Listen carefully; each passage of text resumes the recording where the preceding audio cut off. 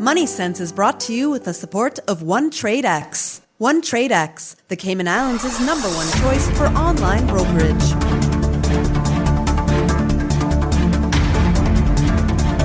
Live from Radio Cayman Studio, this is Money Sense, bringing an informed financial perspective to the Cayman community. A very good morning and warm welcome to Money Sense, hosted by myself, Simon Cordery, along with my co-host this morning, Emil Kalinowski. Emil, good morning. Good morning. Good morning. The theme of today's show is that of protecting investors and the role of regulators. We are therefore extraordinarily fortunate to be able to bring to you an international aspect to this conversation, as we are joined by both the Chairman and the Director General of the Securities and Exchange Commission of Sri Lanka. Our goal is to explore how regulators elsewhere in the world are dealing with the issues of investor protection. We therefore welcome Ranil Vijayasinghe, Chairman of the Securities and Exchange Commission, and Vajira Vijay Gunawardena, Director General of the Securities and Exchange Commission of Sri Lanka. Ranil and Vajira, a very good morning to you both. Very good morning to you, Simon and Emil. Good morning to you both. And I hope I pronounced your surnames correctly. Perfect. Absolutely. I was very impressed. That will be the first and last time I will attempt that feat. It's too much for me first thing in the morning. Look, gentlemen, it's a pleasure to have you. A lot of people will be tuning in and going, why on earth are the Securities and Exchange Commission of Sri Lanka in the Cayman Islands? And I'm going to leave that question there and just ask you to explain perhaps why you are in the Cayman Islands. Sure. Simon, the ISCO is the International Organization of Securities Commissions worldwide. Just to draw a parallel with the accounting profession, ISCO to Securities Commissions worldwide is something like the IFAC, the International Federation of Accountants, is to the accounting profession worldwide. So time and time again, ISCO has various meetings. This is an emerging markets group meeting. And we had one in Sri Lanka last year. And it's located in the member countries. So this is one of those member countries, and we are happy to be here. So Cayman is a member of the emerging markets group of securities regulators. Yeah. And the people in Cayman went to Sri Lanka last year, and these happen once a year. And so right. what's the purpose then of these meetings? Is it to understand what others are doing, to be able to learn from? Perhaps you could help us understand that. Yeah, just to add to what the chairman mentioned, the Emerging Markets Group is the largest group in the ISCO universe, made up of over 100 countries.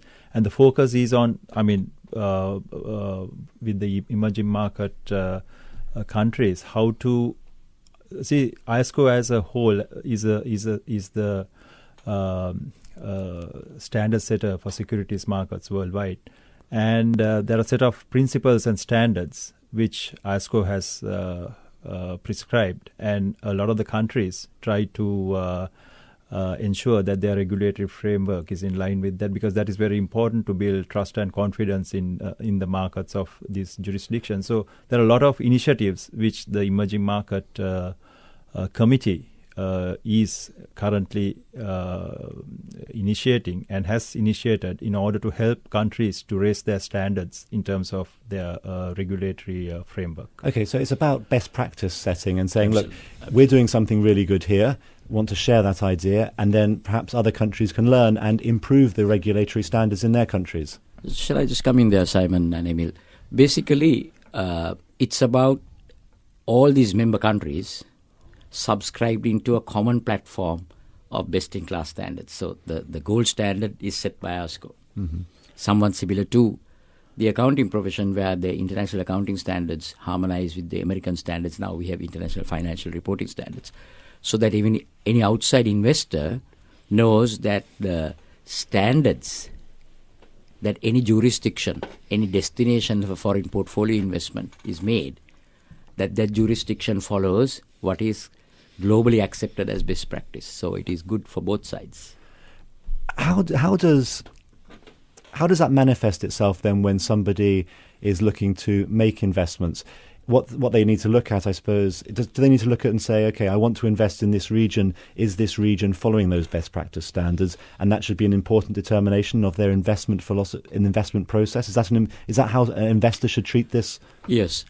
Again, I'll have to refer to what I call, any investor would look at the way the finances or the potential of a company is conveyed through its financial information.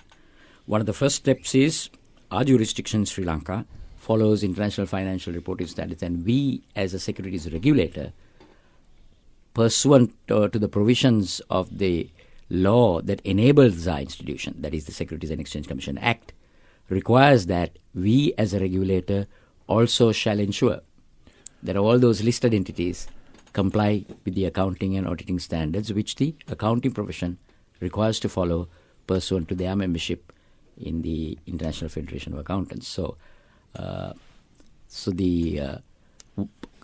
beyond the financials, what is most important, which is the core responsibility the Securities and Exchange Commission has, is to ensure that beyond the finances, as I said, sorry for repeating myself, it shall ensure that capital market offences are not committed by anybody, whether it is the listed entity making the required disclosures timely, quarterly, in order to enable any investor to know how that company is doing. Also, as a securities regulator, we ensure that if there is insider trading, we do what is called market monitoring and surveillance. So there is ongoing oversight over how the market moves. If there is in the remotest suspicion of possible insider trading or front running or what we call pumping and dumping, which is an abuse of the market, then we as a securities regulator have to step in and stricture that entity.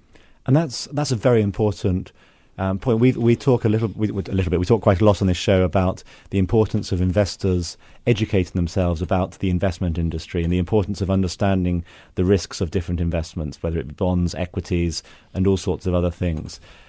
But while that is a necessary condition to invest in markets, it's not a sufficient condition to ensure that your investments will be done in a way which is hopefully remunerative, because you can understand how markets behave, but if someone else out there is manipulating markets unfairly, you can have the best ideas but not be able to deliver good returns because someone else is manipulating markets against your interests.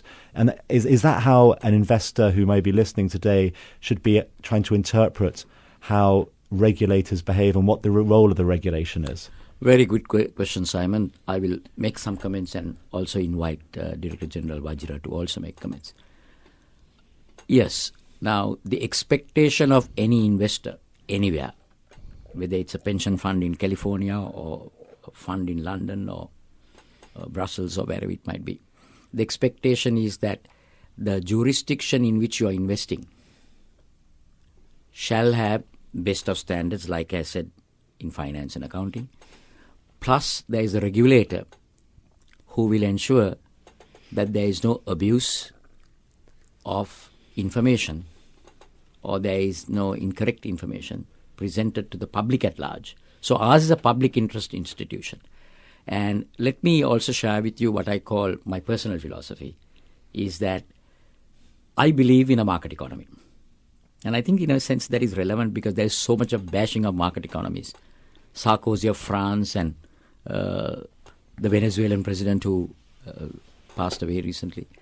Now, the market economy gets a bashing not because the market economy is about the abuse of the market and consumers by a wild entrepreneur.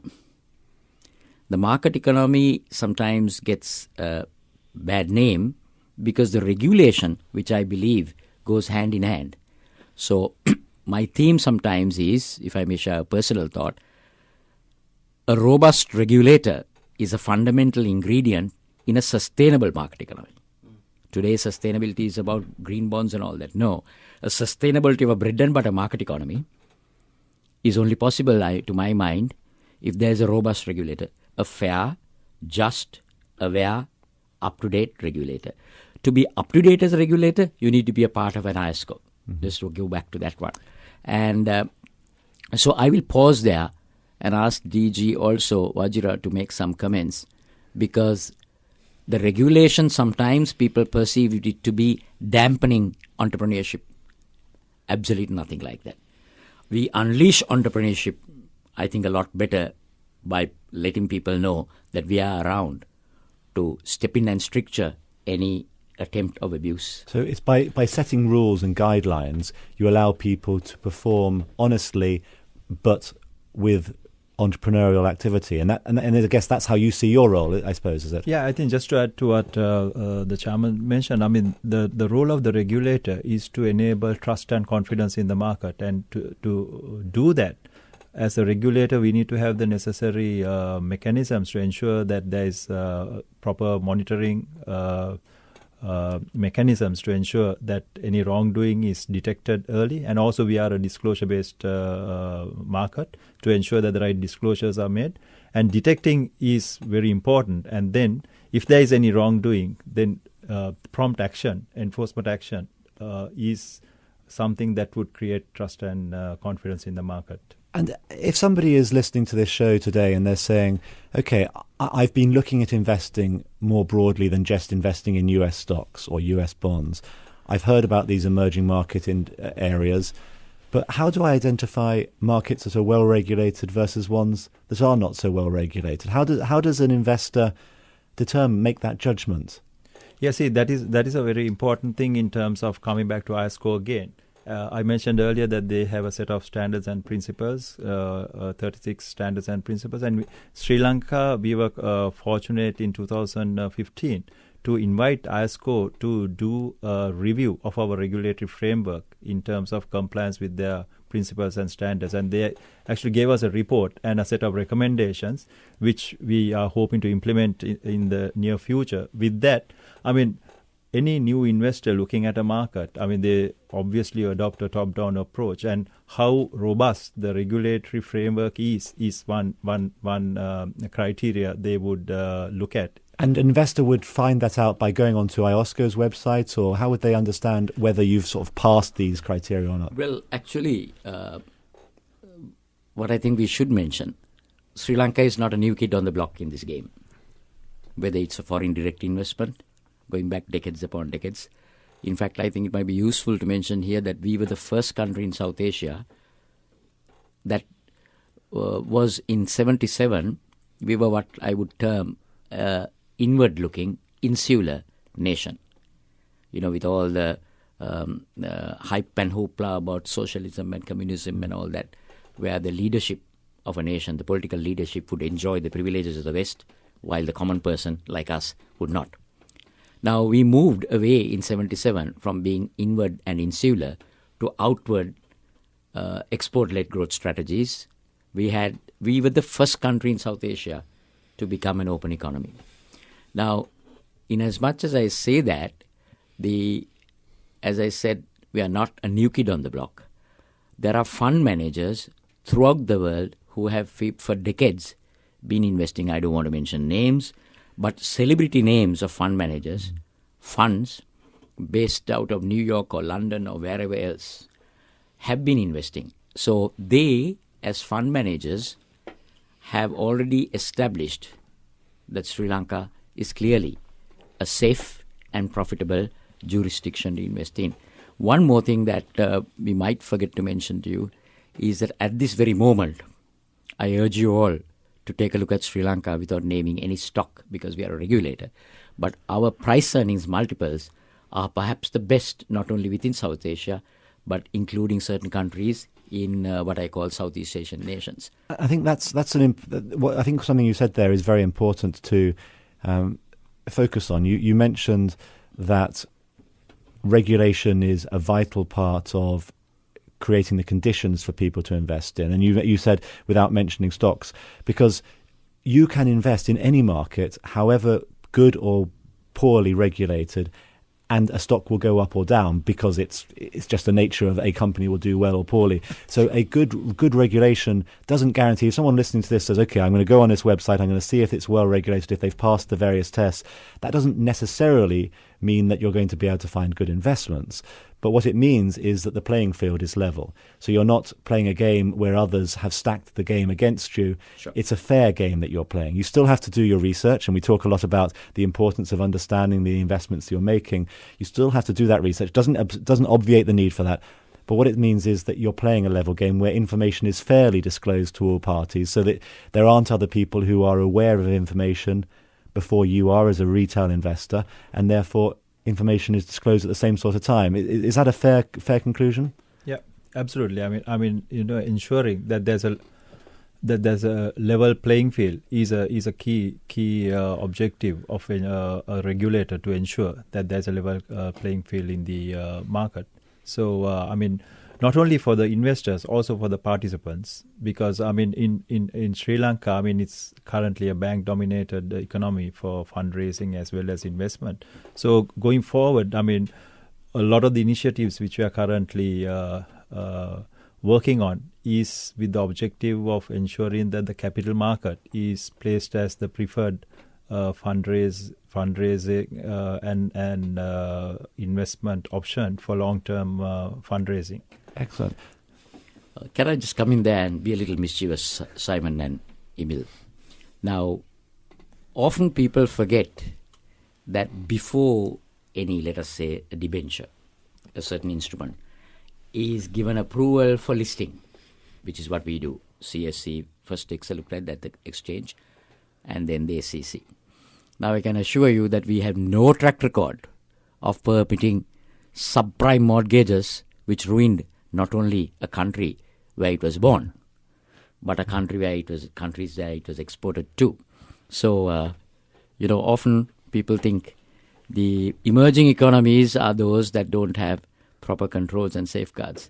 I can tell you, whether it was the East Asian financial crisis or the global financial crisis, Sri Lanka has held its own, and we, as a new administration of the SEC since 4 months ago, we will certainly make sure that we build a more robust market, which is more active and with great opportunities for everyone. Excellent. Well, look, we need to take a short break. Sorry, Emil, just as you were poised with a question there, but we do need to take a short break. Rejoin us in 60 seconds as we continue our conversation on the importance of regulation, what it means for investors, and also open up the conversation to where are some of the opportunities that investors should think about in Asia and some of the issues they need to face. So join us again in a few seconds.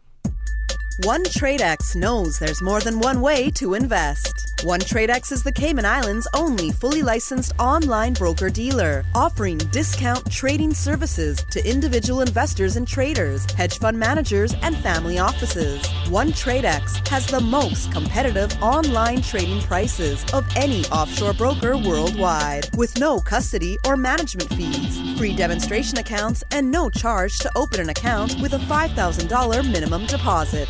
Trade stocks, options, futures, bonds, and Forex. Learn more and open your free demo account today at OneTradeX.com. OneTradeX, the Cayman Islands' #1 choice for online brokerage. OneTradeX is licensed to conduct securities investment business by the Cayman Islands Monetary Authority. The only personal finance radio show in the Cayman Islands, hosted by Simon Caudry from the CFA Society Cayman Islands. This is Money Sense.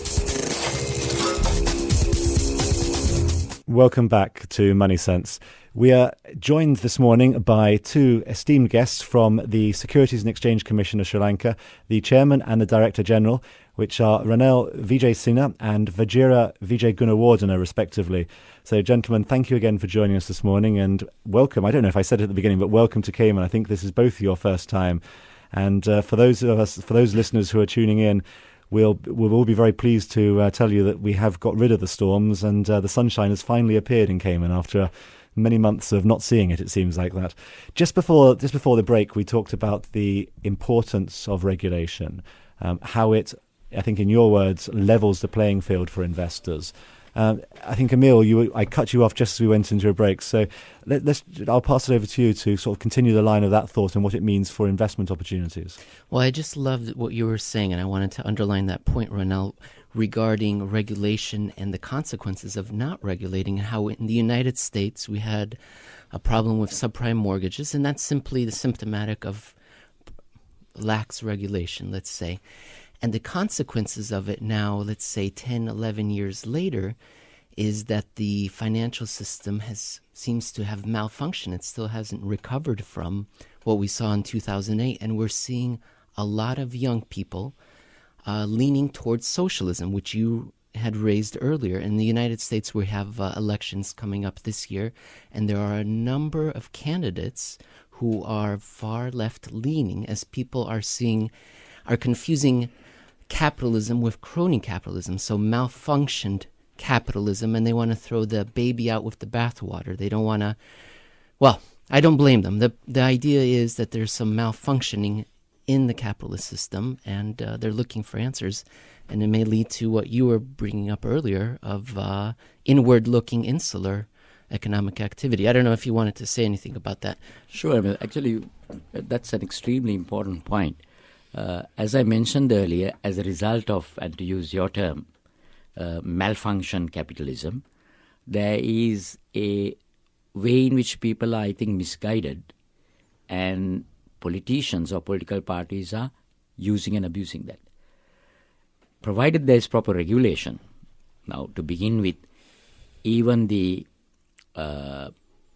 legislation that was relaxed during President Clinton's time. Now, in Sri Lanka, for example, if anything to do with securities regulation, a law that is in existence, a rule that is in existence is to be amended or diluted, we studied carefully. But the legislation that prevented this kind of abuse or would have preempted was relaxed, and that's how it all began. But I would disagree with anyone who says that the market economy has failed, and I think maybe radio talk shows like this can enhance the awareness of people that it is nothing to do with the market economy that America is so well known for. But the abuse of the market economy lacks regulation, whether it is in Japan or Korea or anywhere else. So I know there isn't very much time on this talk show, but I think if I may make a recommendation, there should be many talk shows of right-thinking people throughout the world to enhance the awareness of those who can otherwise be misguided that the market economy is bad. No, I think the market economy is good. That leads to a question, actually, which is there are people who will be listening to this show who will say, well, it was partially a regulatory failure in the US which contributed towards the financial crisis.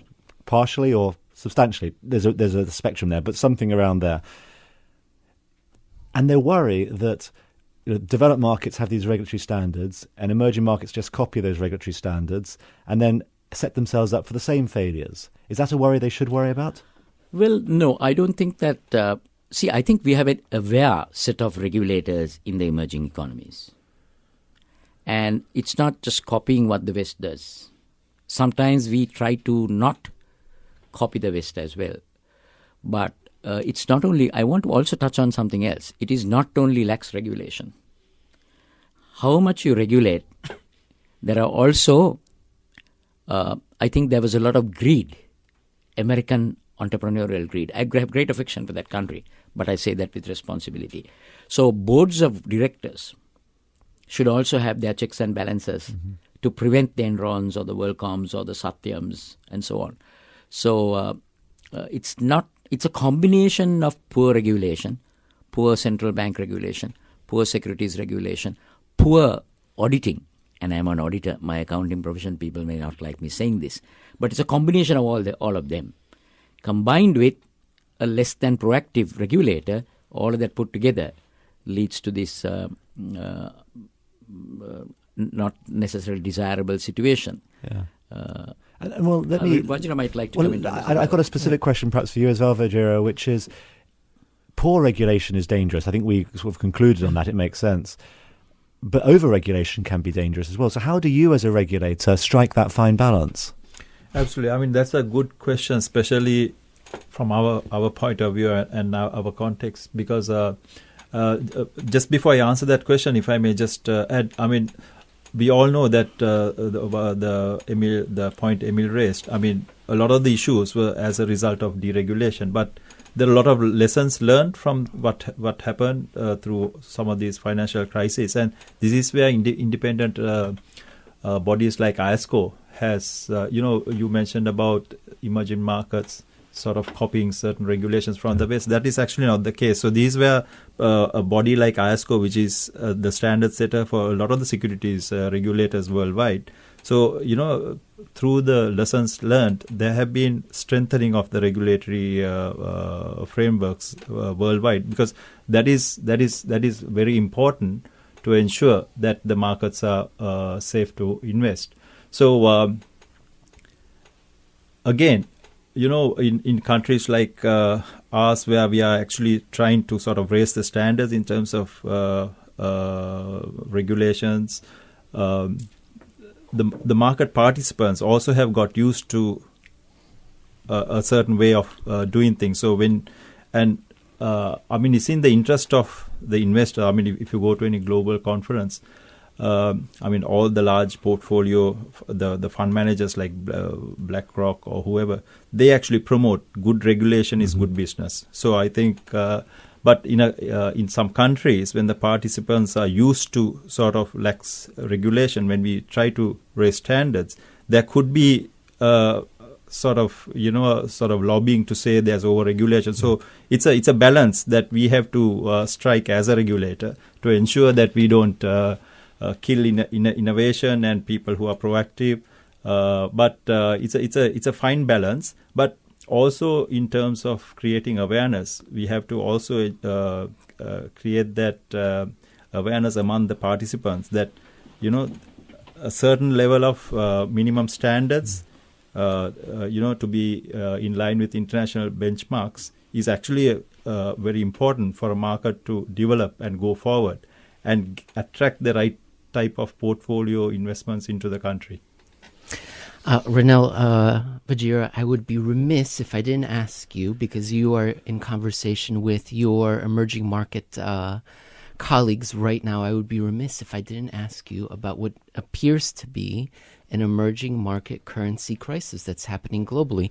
And I'll just set the stage for our audience. Earlier in April of this year, I think it was now indisputable that there was something happening. And you could look at each nation, and perhaps there was an idiosyncratic reason why there was something happening in that reason. Venezuela, Iran, Turkey, Russia, South Africa, Brazil, Argentina. There were all reasons why you could say that's why that country is having trouble right now. But then in June, your northern neighbor, Dr. Urjit Patel, governor of the Reserve Bank of India, wrote an op-ed in the Financial Times complaining that the Federal Reserve he was just complaining about the dollar. So be it. And then recently, India saw its currency reaching all-time lows. India and the whole Indian Ocean region, I would think, would be a place where you put your money and forget it and come back in 10 years. The growth prospects are so fantastic. Is there something happening? What are your colleagues saying? Is this a tempest in a teapot? Or is this something serious? And to be frightfully rude, can we have a very brief answer, because we're running up against time as we always do on this show. Okay. Sorry. Let me give a shot to that, because at 4:30 this morning, the Deputy Governor of the Central Bank of Sri Lanka went live through WhatsApps and through social media to explain what is happening to our currency, Sri Lankan currency. Yes, the US dollar is getting stronger and stronger, and that is primarily the reason why our currencies are in relative terms getting weaker and weaker. That Indian equation is a bit unique for a number of reasons. But I think it has been demonstrated very clearly that the Sri Lankan rupee has depreciated like any currency of any kind, anywhere, because the dollar is strengthening. Now, we are an export-led economy. We depend on exports to the United States and the European Union. Given that there is very little time, I would say that I think all the preventive actions are being taken, and I don't foresee any problem for Sri Lanka, but it is clearly a matter of concern that has to be in our minds 24/7. Well, look, we are, as I say this every time we have a show on, we are always out of time before we want to be. Conversation could go on for a good another hour at least, I'm sure. It has been a pleasure, Ronel and Vajira, having you both on the show. Thank you very much for joining us and giving us the global perspective about the importance of regulation and just a little bit of sense of what's going on outside of what's often quite an insular world that we live in. We don't often think broadly enough. So thank you both of you for your time. Thank you. It was a pleasure to be here. Thank you. As a few words before we go, for those who are listening, in about 3 weeks' time, we have the 6th annual Cayman Investment Forum at the Ritz-Carlton, put on by the CFA Society Cayman Islands. Go to caymaninvestmentforum.com. There's a 10% discount code for Money Sense listeners. You put it into the website, some magic happens, MoneySense10, something like that, and you'll get yourself a discount. It's all above my pay grade, but it will make sense to those who know how to use computers. As a final note then, before we leave, just want to thank all our listeners and remind you that today's show will be available as a podcast on our website. That's the CFA Society Cayman Islands webpage. And if you have a topic or question, always feel free to email us at moneysense@candw.ky or tweet us at moneysenseradio. We will talk with you there. With that, thank you once again. Goodbye, and please do tune into Money Sense again in 2 weeks' time. Money Sense is brought to you with the support of OneTradeX. OneTradeX, the Cayman Islands' #1 choice for online brokerage.